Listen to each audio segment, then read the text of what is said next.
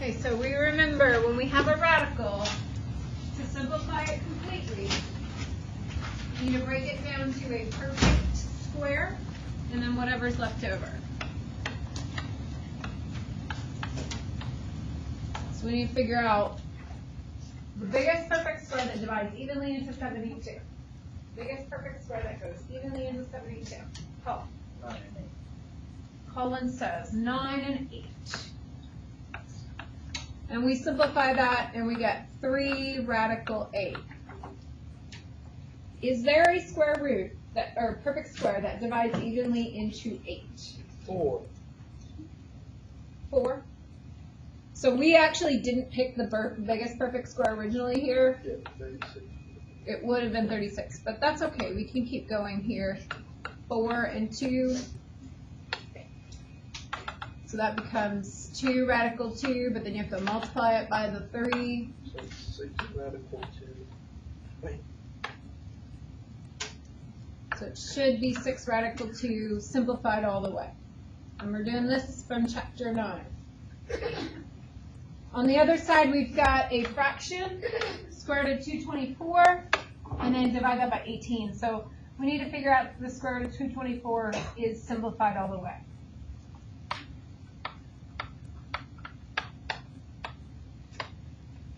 So square root of 224, you fool around on your calculator, and you need to find the biggest perfect square that goes into it. Evenly. Do not yell it out. Only try perfect square.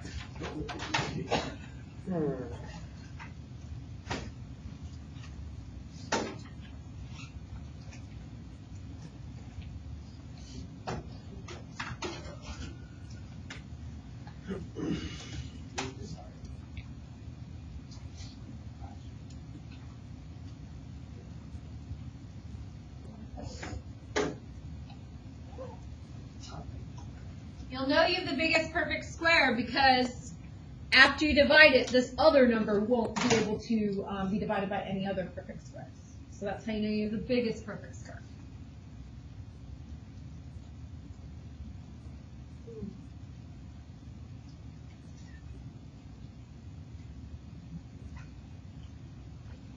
What perfect squares have you tried, Kenzie?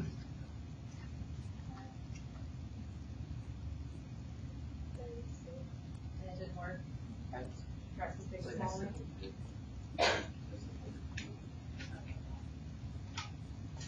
You cannot sit here passively and waiting for somebody to tell you the answer. You got to do it. Just do. Yes.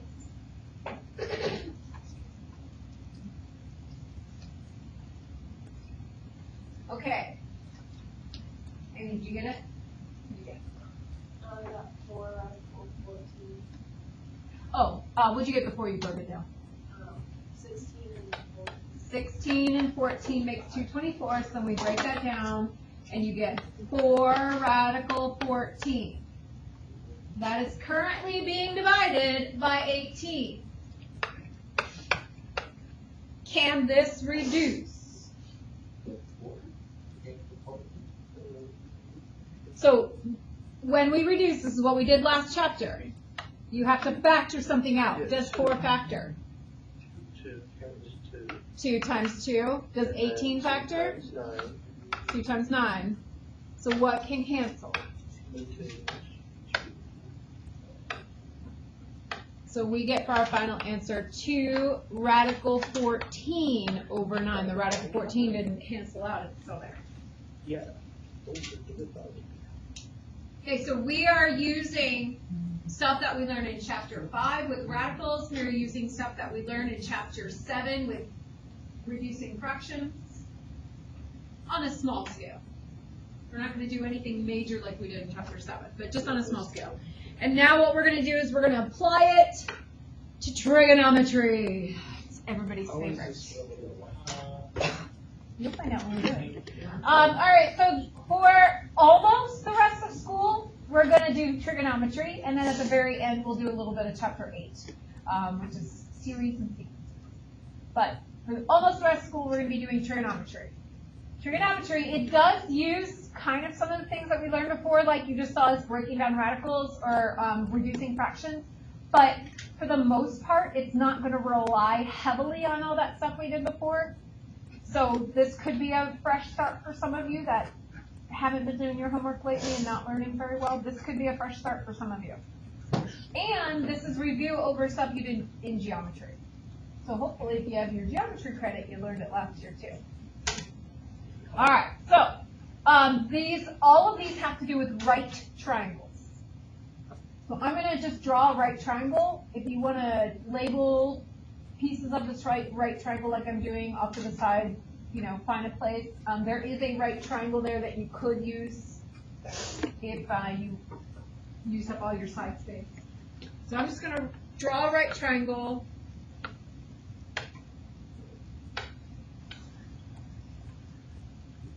And I'm going to label it with the right angle so I know which angle is the right angle. And then we're going to talk about the other two angles. So the other two angles, there's something special about them in a right triangle always, in geometry. They add up to be 90. Okay, so if one of them's 90, the other two have to add up to be 90. And because they have to add up to be 90, we know something specific about each angle individually. What can I say for sure about the measurement of this angle? Well, it's not necessarily the same. It could be. But there's something we can definitely say for sure. You don't know what the measurement is, but we know the two add up to be 90. What can we say about that angle? Aaron? It's complementary to that. It's complementary. Mm-hmm. What about the angle measurement? What can we say about the angle measurement? By itself, just one angle. Less than 90. We know that for sure. So it is called a what? Acute. A very, very acute angle. I don't know what very, very means, but Well, if it's less than 90, it's acute. Acute. When we talk about these acute angles, we're going to use a variable to represent them, but when we do trigonometry, the variable is a Greek letter, and it's called theta. So I'm going to say theta a lot. It's a Greek letter. It's not a regular American letter. Okay, so that's just going to represent the angle. And then when we do trigonometry, we always talk about the angle. It's always in reference to the angle, so that angle is very important.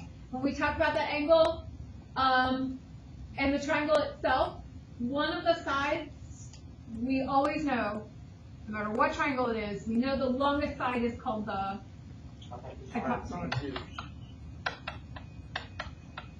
Always. Hypotenuse. The other sides are legs, but they have more specific names according to that angle. So when you figure out where your angle is, then you're going to look across from the angle. You're going to look at the side that does not make the angle. You see the two sides make the angle. This one does not. What do we call that one that does not make the angle? Opposite. And then there is one side that is part of the angle theta, Adjacent. but it is not the hypotenuse. We call it the adjacent. If it is making that angle, but it is not the hypotenuse, it is the adjacent.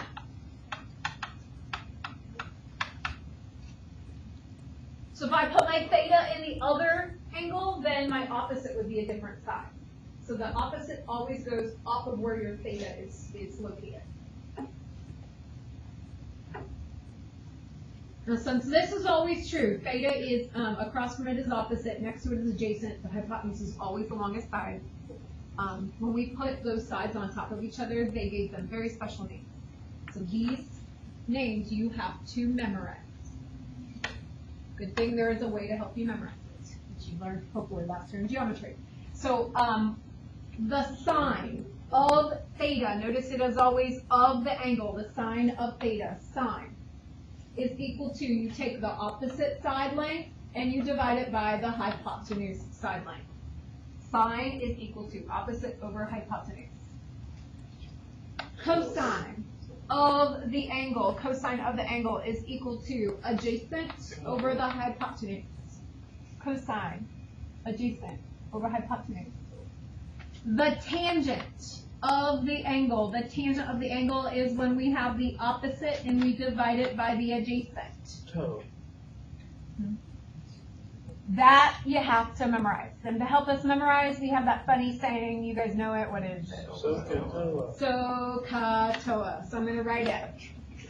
S-O-H, so, C-A-H, ka, T-O-A, toa, SOHCAHTOA. Say it with me.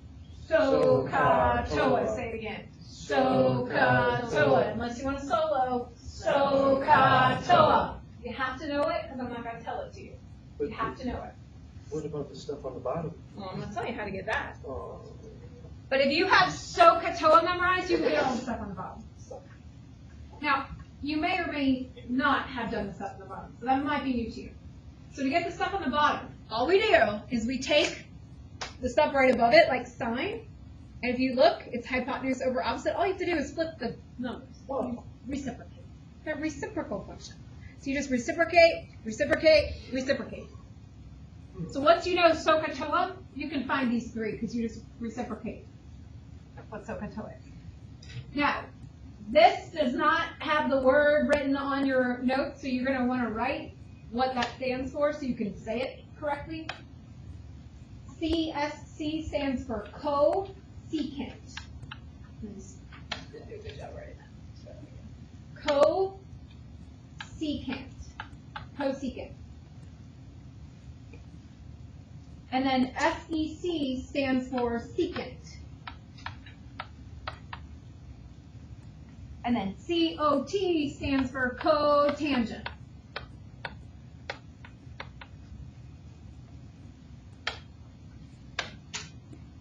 You do have to know that cosecant goes with sine. You have to know that secant goes with cosine. And you have to know that cotangent goes with tangent. That one's easy to remember. How you can remember the others, well, once you've done them a bunch, you'll like know them, but how do you know which one goes with which is only per pair, only one C-O, per pair. So we've got sine and cosecant. We have cosine and secant. We have tangent and cotangent. So there's only one C-O, co, per pair. You cannot have cosine with cosecant. That would be two co's. That would be not okay. So you can remember that the co goes with sine because you can only have one co. One co. No cocoa. No cocoa. Just one co. So I'm going to write that. Cosine, cosecant. I'll put it over here. One co per pair. One co per pair. No cocoa.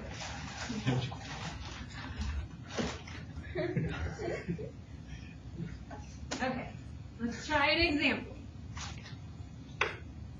Evaluate the six trigonometric ratio or functions of the angle theta. So on your paper, you're going to write down sine theta, cosine theta, tangent theta.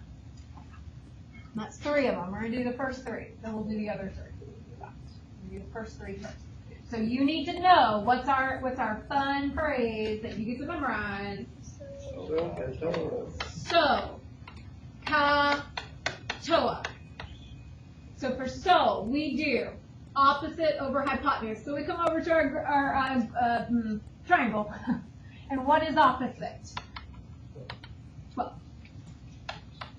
And we look for our hypotenuse and we go, oh man, they didn't put the hypotenuse there. I have to figure it out. 24.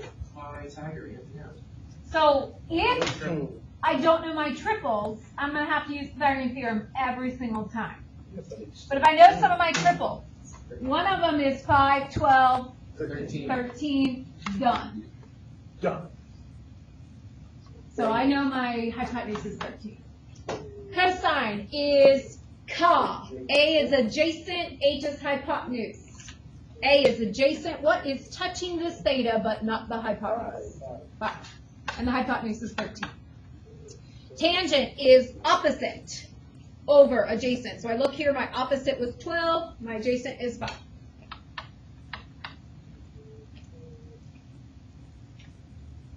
Now we go to do the 3 reciprocal functions. So sine is which one? Cosecant. CSC, cosecant. So cosecant, you just split 12 over 13, so 13 over 12. Just flip them. And cosine is secant, flip it. And tangent is cotangent of theta, flip it. One thing I'd like to point out before we go into the next question that will be helpful later, maybe helpful now, is that hypotenuse is always which side? The longest. The longest side. So when we do opposite over hypotenuse and we do adjacent over hypotenuse, you always have a smaller number on top. So sine and cosine will always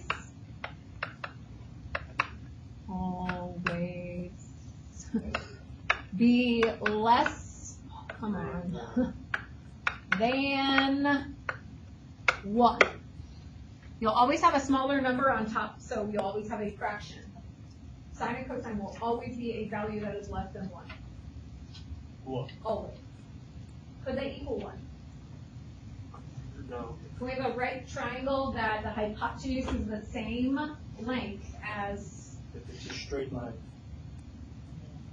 well, Because you can have it the wouldn't, third side. we wouldn't have that third side. The third side would be 0, wouldn't it? So, okay. So those will always be less than 1. All right, next one. In a right triangle, theta is an acute angle, and sine of theta equals 4 over 7. Evaluate the other 5 trigonometric functions. I don't know about you, but I like a picture. So I'm going to draw a picture. Draw a what? Right triangle. Draw a right triangle. And then how do I know where theta goes? In a corner. More specifically, it's not a corner. In one of the acute angles. It does not specify which one, so you can choose which one you want to put in. This side. It does not matter. Now, since I put it there, and then I look up here, and I know that my sine of theta is 4 over 7, and I know SOHCAHTOA, S-O-H, C-A-H-T-O-A. Sine is opposite over hypotenuse. What is my hypotenuse? 7. Yes, not maybe. And then my opposite side is 4. So I look at my picture and I look at my theta and I go opposite theta and I put the 4 there.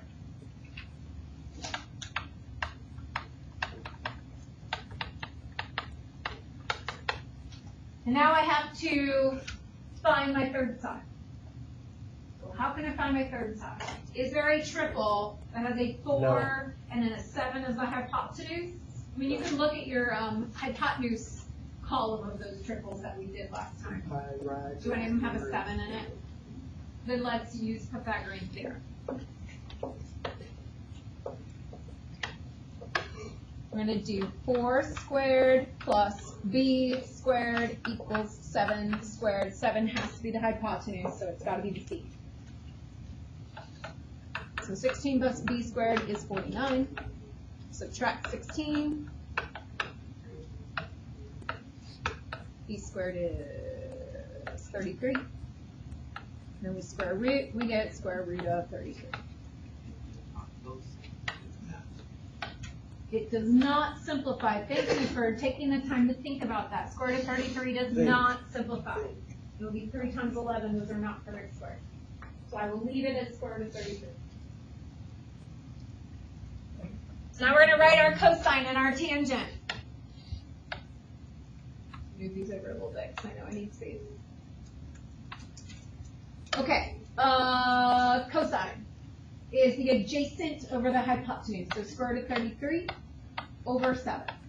The tangent is the opposite over the adjacent.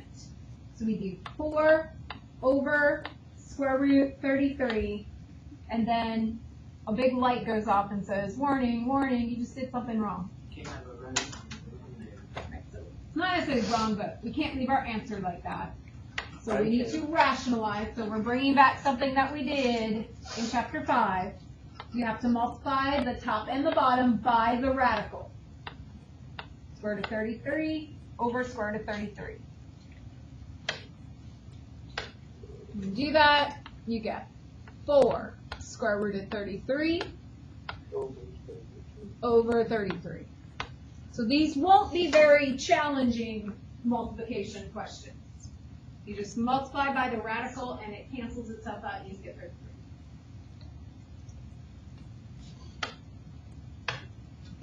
When we go do our reciprocal functions. So we've got sine is, oh no, it's cosecant. That's it. Of theta equals, then you just flip them. 7 over 5. Then cosine is which one? Secant of theta. I go to flip that one. And we have the same problem. We put 7 over radical 33, and we can't have that. So we're going to multiply by radical 33 over radical 33. And I get the secant is 7 radical 33 over 33.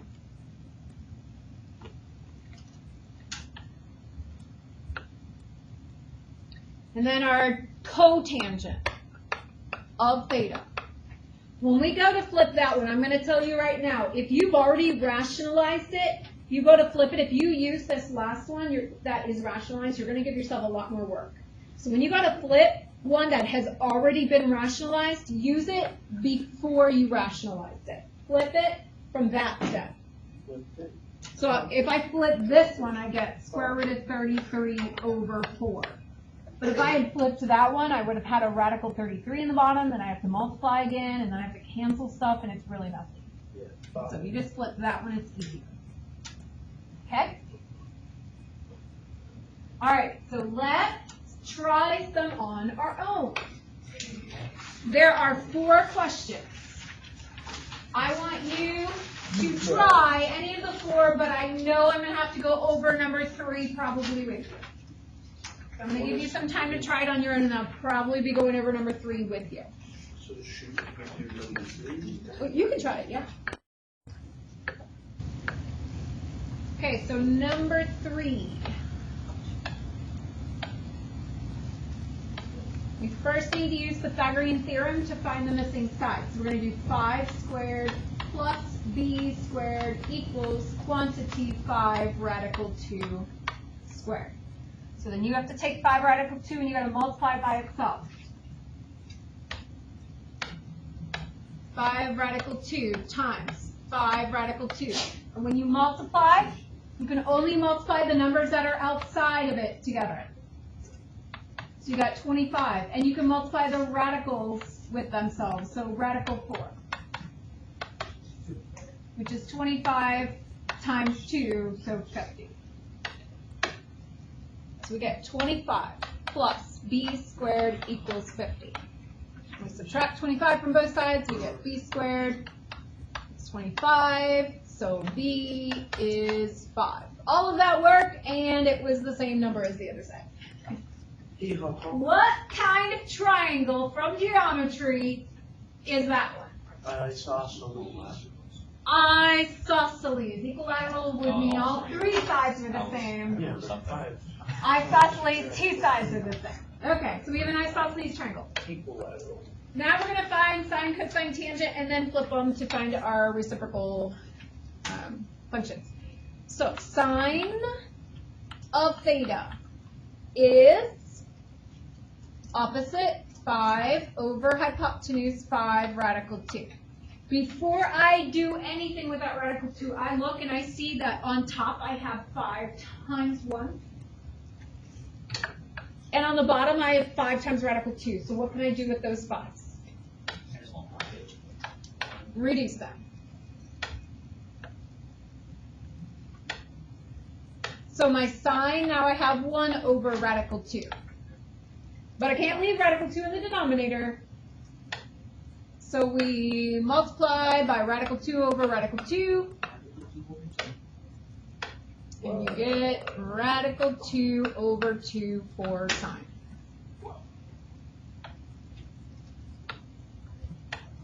And then we do cosine. And you get 5 over 5 radical 2, and you go, oh gosh, that's the exact same thing I just did. So I'm not going to do all that work again, it's the same answer. Bears on my thing. So since this is a isosceles triangle, both the opposite and the adjacent are the same. That's why sine and cosine are exactly the same. And then when we do tangent, and you put the exact same number over the exact same number, we get 1. So tangent of theta for the isosceles triangle is 1.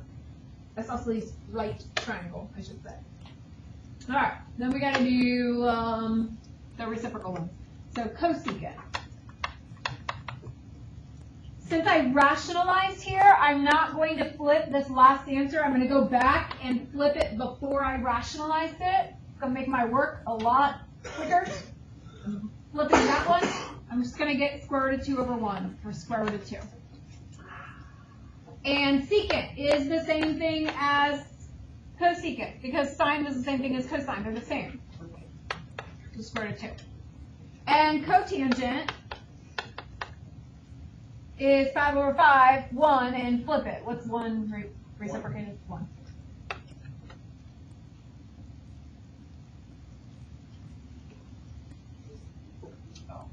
Okay, and then that last student practice,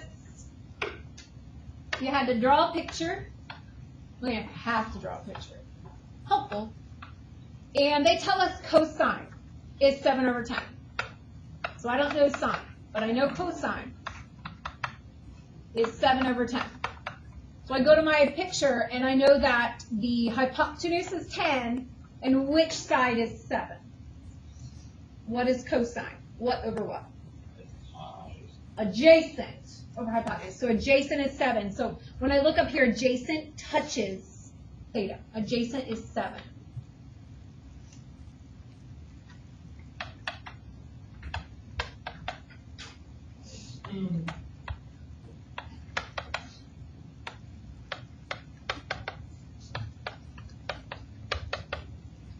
I also know that my secant's got to be 10 over 7. Because it's just flip what I was given. To find the third side, do I have a triple that has a 7 on leg and then a hypotenuse of 10? Do I have one of those as a triple? So I better do Pythagorean theorem. 7 squared plus b squared. So b is the square root of 51.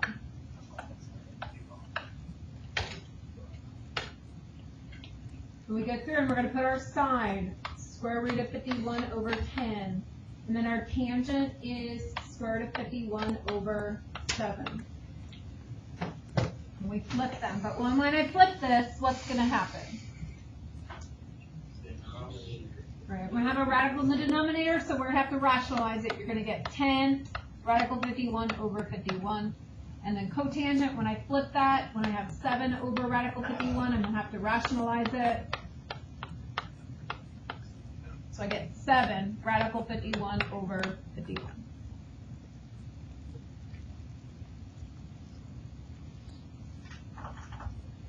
So your goal today is to get sine, cosine, tangent, cosecant, secant, cotangent like ingrained in your head so we can build off of that on Monday.